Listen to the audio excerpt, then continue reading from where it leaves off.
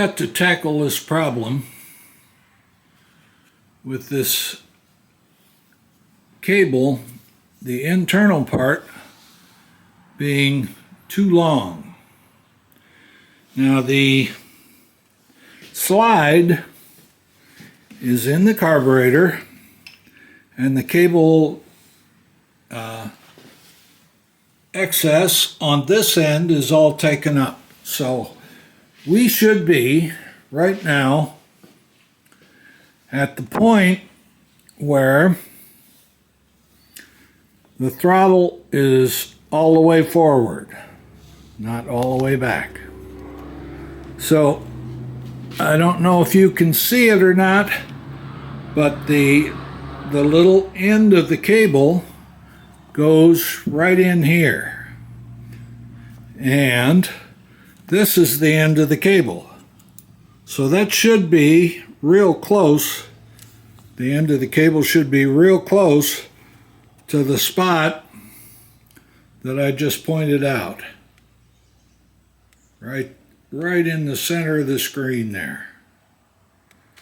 Okay. So what we're going to do, or try to do, I don't know if I'm going to do it or not, is we took this, which is a little piece of copper rod. It's what I've got to work with. All right. I don't have lathes and all that good stuff. Oh, I got a wood lathe up there, but I don't think that'd work too well.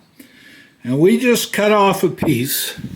We measured the length of that little tab that goes in there with this, and we measured the diameter of that, and we stuck the rod, a piece of the rod, in the drill, and with some sandpaper, we brought it down to the proper diameter.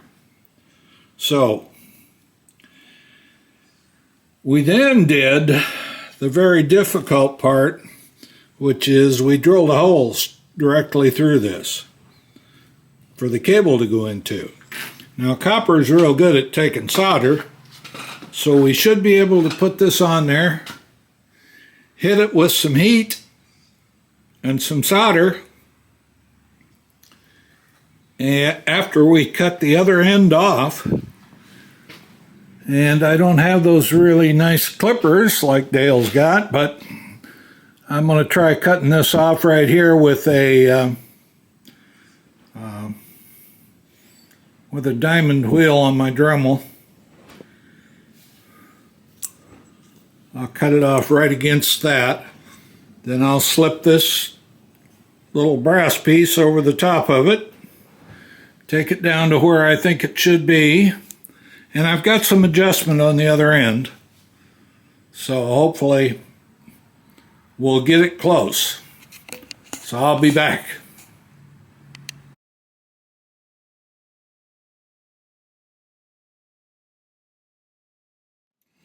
Alrighty, so here is the old one next to the one I made, and this is cut off now. They're about the same diameter. That should work fine. This one is just a little bit longer, so I'll spend some time with a piece of 220 grit and grind a little bit off the end of that, and then we'll put it on the wire and we'll get it where we want it. We'll lather it up with rosin, the flux, and throw some heat to it and see if we can get it to stay in place.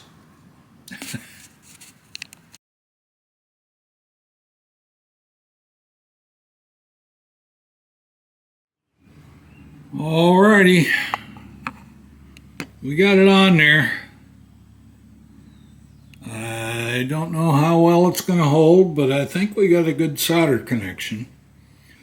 I wanted to put it on there with the cable intact in case I got to start over again.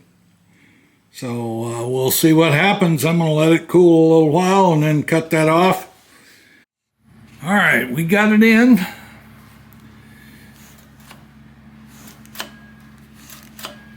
It returns to its home base. And if you look down inside here, if we can prop this up and look, the slide is down where it's supposed to be. Hopefully you can see that.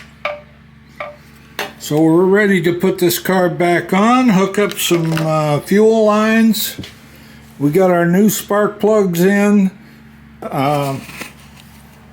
The spark plug boot is obviously not correct because it hits on the fender here. So I'm going to have to find another spark plug boot. But that's not too bad. So tomorrow when I come out here, hopefully I'll have this thing running.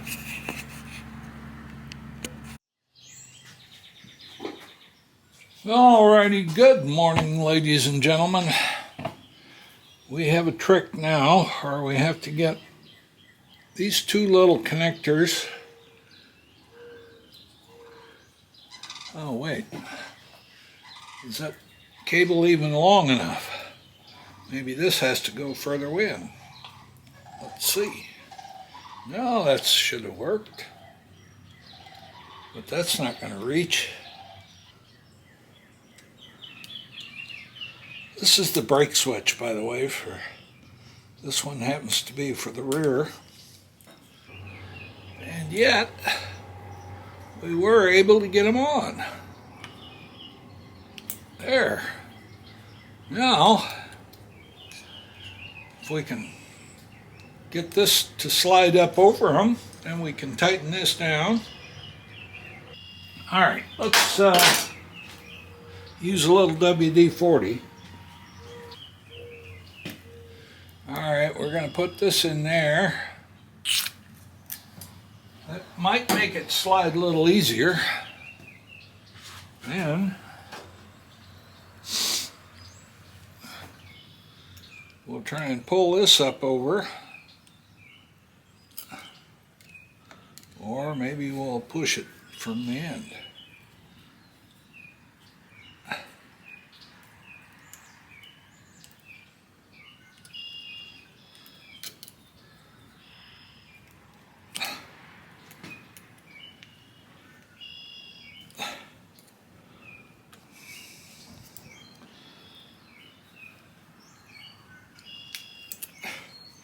And it's right where it belongs. Okay. Both brake switches are new now.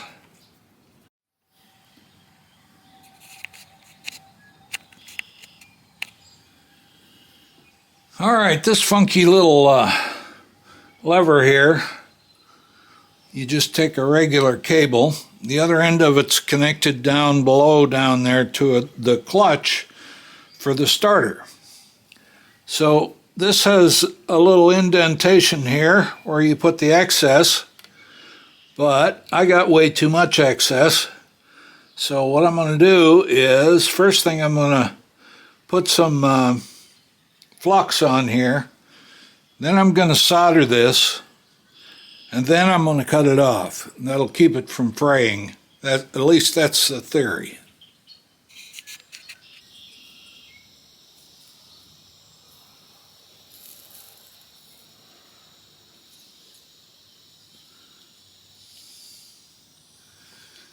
Well, all I can do is hope, I guess.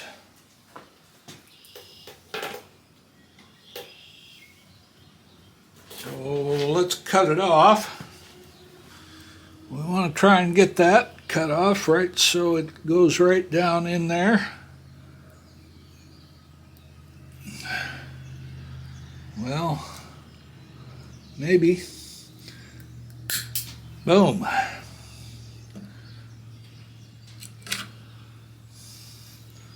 Might still be a little warm. Let's take a look and see. We'll use pliers. I already burned myself on this thing.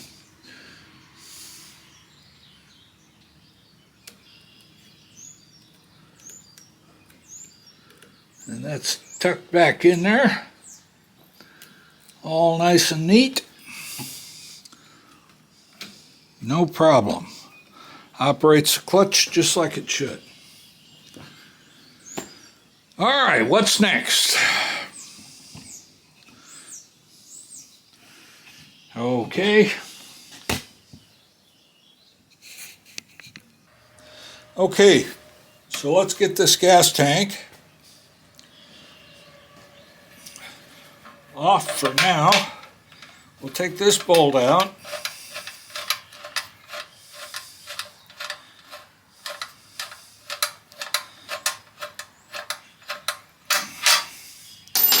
Then we can take it all the way off.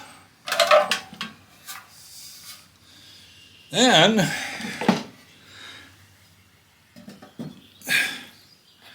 we need to loosen this up, take this bolt out, and this bolt also holds the clutch cable, so it points in the right direction towards the clutch lever down there. So then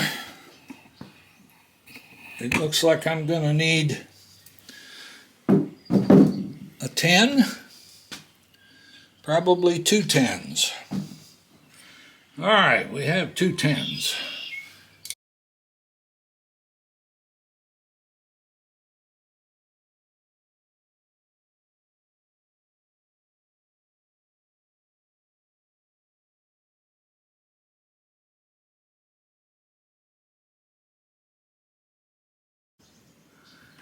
It's going to be difficult.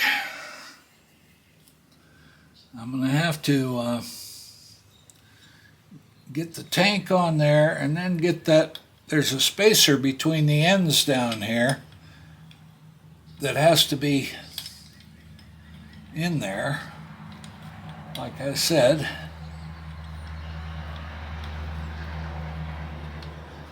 And then the tank goes on top of it.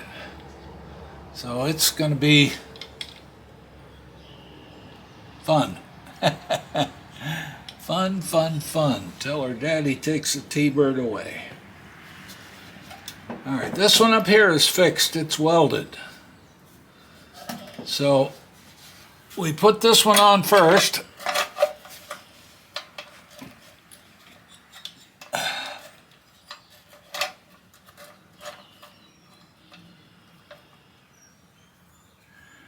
We try like heck to get this bolt where it's supposed to be. And then all the way through to the other end.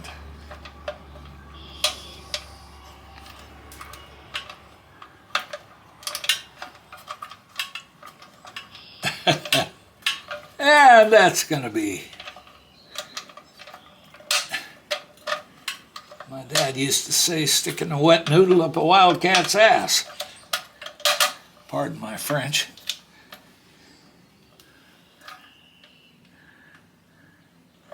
So we got that started. That's looking better. And we'll see if we get a little more.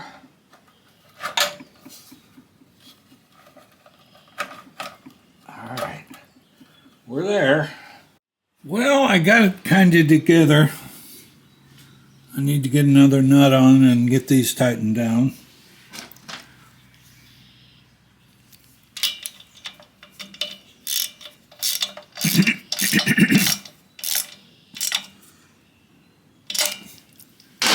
Choke's on. Let's take it off for now. My concern is this cable here.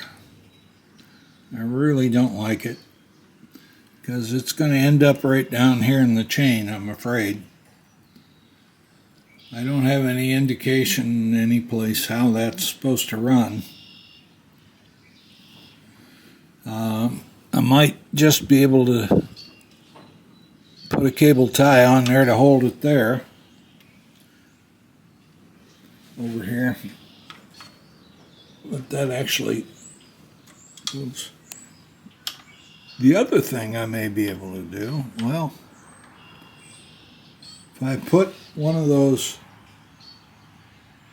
cable ties with a screw mount on it here, and do it tight enough so it can't jump over this protrusion here, that may just do it. Let's see what we can do.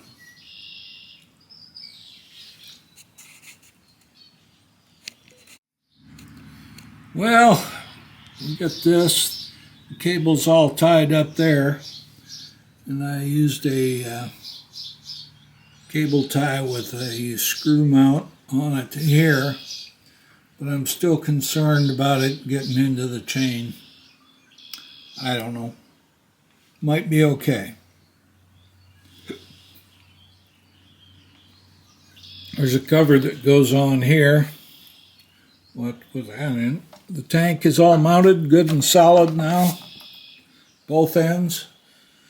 The bolt's a little long on the other end. I may just take a whiz wheel and cut it off. I already have the nut on it, so when I take the nut off, it'll kind of straighten out the end of it where I cut it off. What else we got? Oh, I got to get one more nut on the carburetor on the other side, and so I'm going to head over there and get that done. Well, dadgummit, it's still driving me to drink. You see way back, let me see if I can point it out to you, right there. Let's get some light on it. There it is. Well, that's where the gas line goes in. But to keep this carburetor straight up and down, there's no way you're going to get it to bend the gas line without kinking.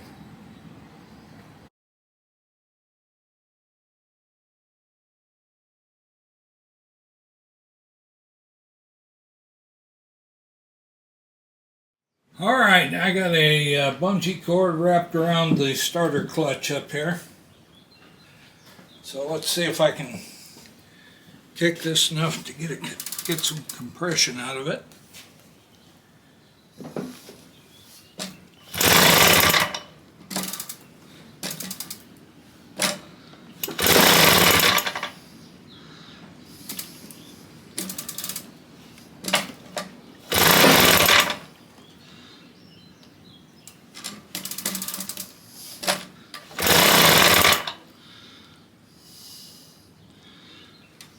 Well, I made it to 130, so I'd have to say that's pretty good compression for a little guy like this. So the only thing left, as far as I can tell, is the timing.